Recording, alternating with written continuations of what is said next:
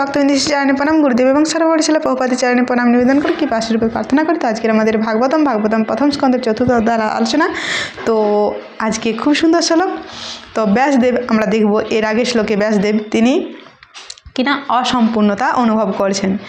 কারণ তিনি বলছেন, আমি শাস্ত্র লিখলাম, আমি এত কিছু লিখলাম, শাস্ত্র লিখেছি, ইতিহাস দিয়েছি, যারা বেদ পাঠ করতে পারবে না, স্ত্রী শূদ্র দ্বিজ বন্ধু নাম, তাদেরকে ধর্মপথে আনার জন্য আমি ইতিহাস দিয়েছি, রামায়ণ দিয়েছি, মহাভারত দিয়েছি, লিখেছি, বর্ণনা করেছি, কঠোর ব্রত তপস্যা করে আমি শাস্ত্র লিখেছি, তথাপি আমি আমার সন্তুষ্ট আমি হতে পারছি না, অসম্পূর্ণতা অনুভব করছি।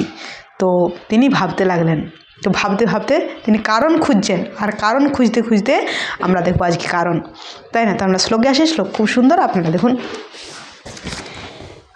শ্লোকটা, আপনারা দেখুন শ্লোক নাম্বার 31। কিংবা ভগবতা ধর্ম ন প্রায়েণ নিরূপিতা প্রিয়া পরমহংসানাম ত এব অচ্যুত প্রিয়া। কিংবা ভগবত ধর্ম ন প্রায়েণ নিরূপিতা প্রিয়া পরমহংসানাম ত এব অচ্যুত প্রিয়া। অনুবাদ: আমি যে বিশেষভাবে ভগবদ্ভক্তি বর্ণনা করিনি, যা পরমহংস এবং অচ্যুত পরমেশ্বর ভগবানের প্রিয়, তাই হয়তো আমার এই অসন্তোষের কারণ। তিনি কারণ খুঁজতে খুঁজতে খুঁজতে খুঁজতে তিনি মূল পয়েন্টে, বেস্ট জায়গায় চলে এসেছেন। কি না?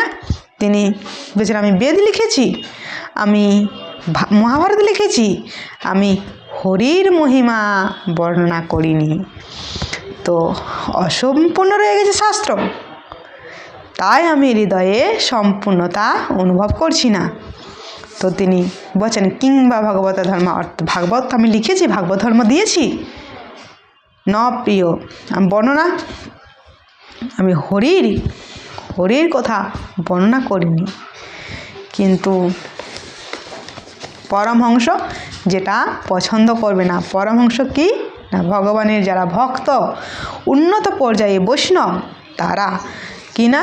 তারা হংস, দুধ আর জল একসাথে থাকলে তারা জল ছেড়ে দুধকে তারা ছেঁকে নিতে পারে।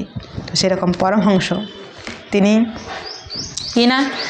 শাস্ত্রের মধ্যে বা এই জগতের মধ্যে ভগবত সেবা যা অনুকূল, সেটাকে তিনি ছেঁকে বের করে নিগড়ে নেবে।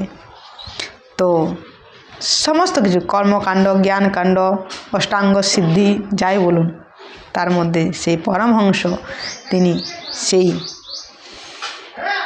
কিনা যেখানে ভগবানের সেবা, ভক্তিযোগ, সেটাকে তিনি একদম ছেঁকে নিগড়ে বের করে নেবে, এবং যেখানে ভগবানের সেবা হয়, ভগবানের লিঙ্ক থাকবে, সেইখানেই তারা বিচরণ করবে, সেইখানেই বসে থাকবে। এটাই হচ্ছে পরমহংস। তো সেই পরমহংসরা যে ভগবানকে উত্তম শ্লোকের দ্বারা বন্দনা করবে, সেই শ্লোক আমি দিই নাই। তো এখন তো পরমহংস সকলের পিছনে লাগা হচ্ছে, সবাই পরমহংস অখাদ্য কুখাদ্য খাচ্ছে, তবু পরমহংস। তো পরমহংস নোংরা জায়গায় থাকে না, পরমহংস থাকে সেখানে থাকে যেখানে পদ্ম ফুলের রেণুর গন্ধ, সেখান থেকে। অখাদ্য কুখাদ্য সব জায়গায় পরমহংস থাকে না। পরমহংস ভালো জিনিস সেটাকে গ্রহণ করে, এবং সেই ভালো জিনিস হচ্ছেন যেটা আছে ভগবানের হরির মহিমা কীর্তন, সেই জায়গায় থাকে।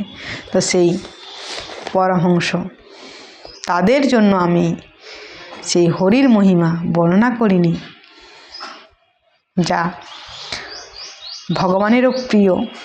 ভক্ত ভগবানের প্রিয়, আর ভগবান ভক্তের প্রিয়। তো সেই কথা আমি সব কিছু দিয়েছি। ভগবানের সঙ্গে যদি আমাদের কানেক্ট না থাকে, তাহলে আমাদের সব কিছুই কোনো ইয়ে নেই। তাই আমি সেই হরির কথা আমি লিখি নাই, এই জন্যই আমি অসন্তুষ্ট হয়েছি। তো এখন সকলের পেছনে পরামর্শ লাগাচ্ছেন, কিন্তু পরামর্শ তারা অখাদ্য কুখাদ্য খাবে না, তারা উন্নত পর্যায়ে বৈষ্ণব ভক্ত, ভগবানের ভক্ত।